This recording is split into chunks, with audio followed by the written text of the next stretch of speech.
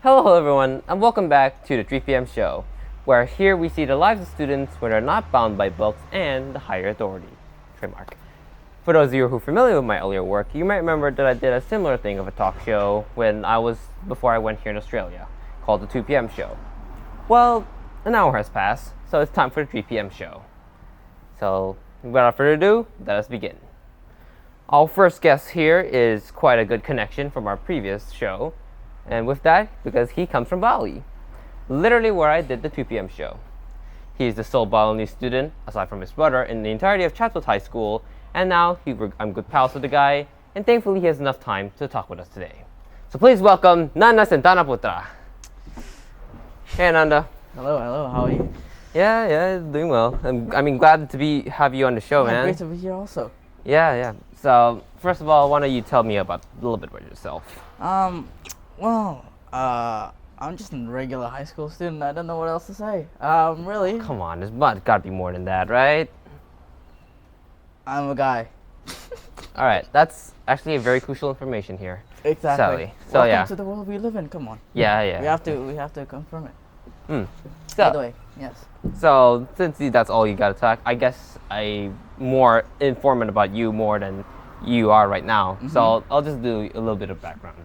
So me and Nanda actually met quite peculiarly. When I think around the time when I first came here into school, I had this friend who told me, "Oh, by the way, you're from Bali, right? I've got this guy here that's from Bali." And for the past 2 weeks, Yeah, we were trying to get in touch. trying to get in touch each other. Yeah. We just never passed each other because you were somewhere. Where were you that time? I was literally in the same spot we sit. Where we have lunch and recess. Yeah, What? Literally, that's the same place. Wait, so you saw me, but you just never met me?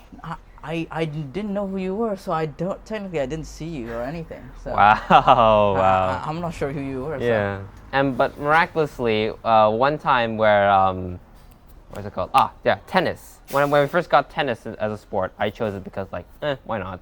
And I came across you, and you look quite familiar because you've got that face. I mean, come on, you're Bali, so Yes. you've got that correlation with so many of my friends from Bali as well. Exactly. So I got you look familiar, and then you start talking with Zen, which is another friend Yeah, as well. Zen is actually the person who introduced me to you in the first place. So yeah. Yeah. Wait. So how did Zen start introducing you to me actually? Great question. If I remember correctly, he just said he knows a person from Bali, and then literally said, "Yeah, I know a guy from Bali. Why don't you guys get in touch?" So I was like, "Yeah, sure, why not? That sounds like an amazing idea." Yeah. And then for the next time, we just keep crossing paths, you know? Yeah, but we never realized we were from Bali or noticed each other. So Yeah. And then so moving on from that, so I think it's around the attendance because I know your name is you're Nanda, but I didn't know what you looked like. And then when the roll call, when I heard Nanda, I was like, oh, it's him. And then I start doing a little bit of a fact check because I gotta make sure it's you. True, yeah. So I think the first the first question I told you was, you're Nanda, and the next thing was I think apa kabar or something like I speak Yes. something in Indo, and then you immediately clicked, and we just became best buddies for the exactly. next Yeah. years. Exactly. It's crazy, honestly. It's quite crazy, and yeah, but that's basically how we met. Right, but that's only the beginning. There's more to come. Yes, a lot more to come. So, let's go to the first thing. Why don't you tell me your whole story of how you got here, from Bali all the way here? Well, I migrated to Australia because of the best reason I can think of is probably education.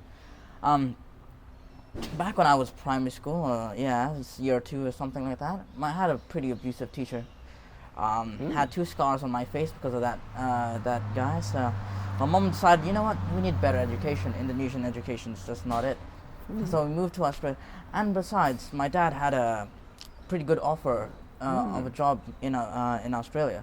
So we went to Australia, and eventually I spent over 6 years of my life here so far.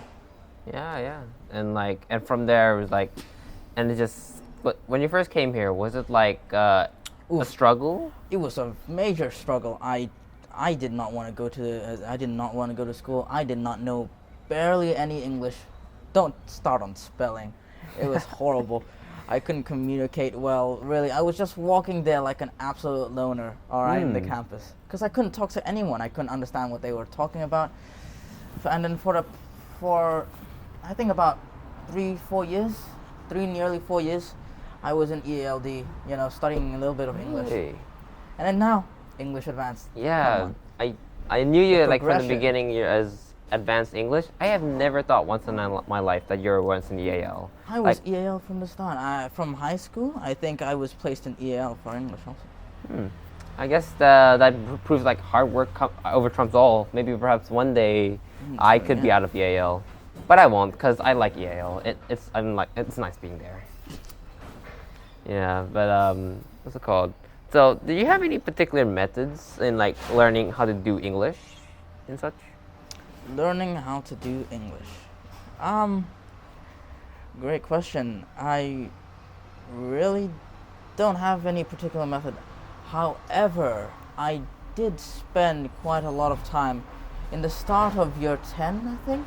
Quite a lot of time reading and also watching a lot of films, novels, whatever you want to call them. I think that really improved my vocabulary in a way and my understanding of different things within English and its concepts that are so to come. Yeah. Other than that, really, it's from looking at other people's work. Really, I get inspiration from them because then you can build up from what they talk about. So like from your classmates, your seniors and juniors type thing? It doesn't have to be from from the same place. It just has to be relate to what you're doing. Really, just go to the internet, find an essay online for free, and then just read it, and then you can definitely pick up some ideas and read it and alter it to your own accord. That's pretty good. Maybe I should probably do that or not. I don't know. I mean, it is a very good concept to learn from every other place as well. Pick little bits and pieces and make it your own. It's just that you're pretty determined, right, to get good in English. Yes, I'm pretty determined in English actually. Yeah. Totally not family pressure, but yes, Oh yeah, sure. determination in English, yeah. Kind of like a similar thing as well, but like inverse for me actually. Where even though it's like an earlier age, like year 1, I came like to Jakarta, and same thing there. Like, I don't want to learn Indonesian, and like I don't want to do that stuff no more, cause like it's like a complete 180. Yeah, exactly from what you're used to. Yeah. Yeah, especially because you're like, your initial language was Balinese, right? Not Indonesian. Fun fact: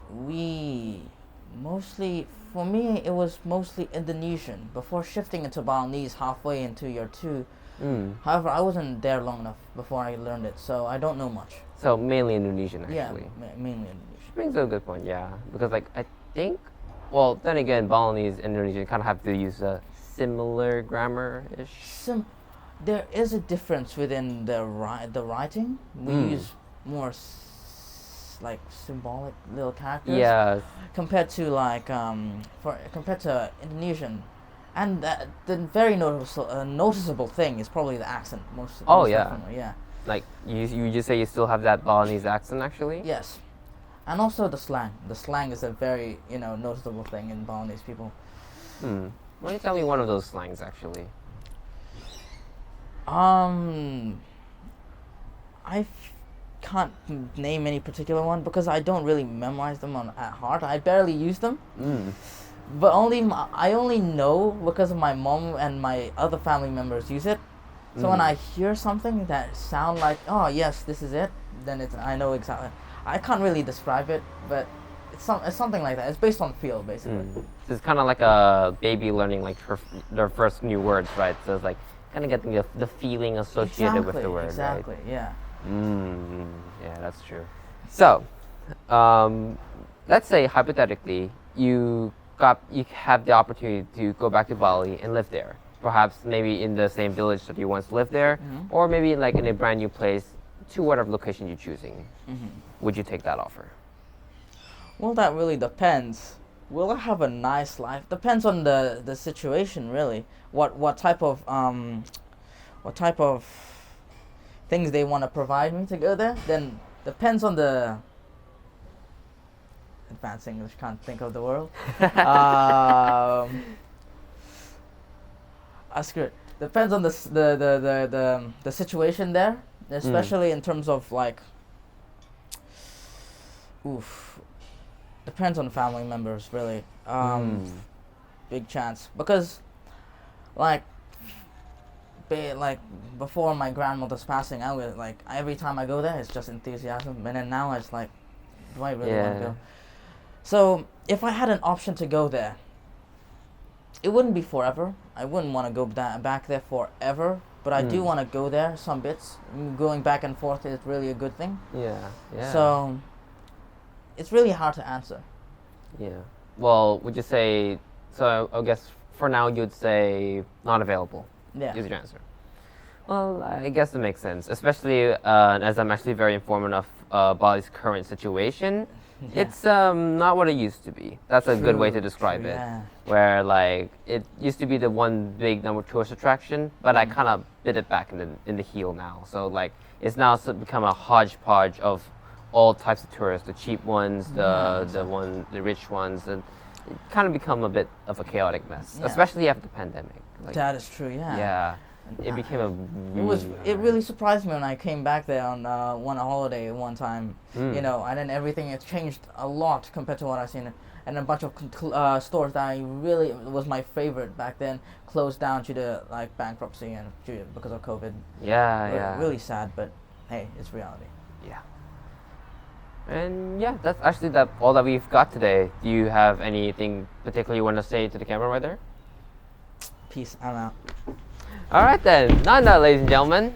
And yes, that is all that we have for today. Tune in for maybe not, we might continue this series. That's all we have for today. See you later.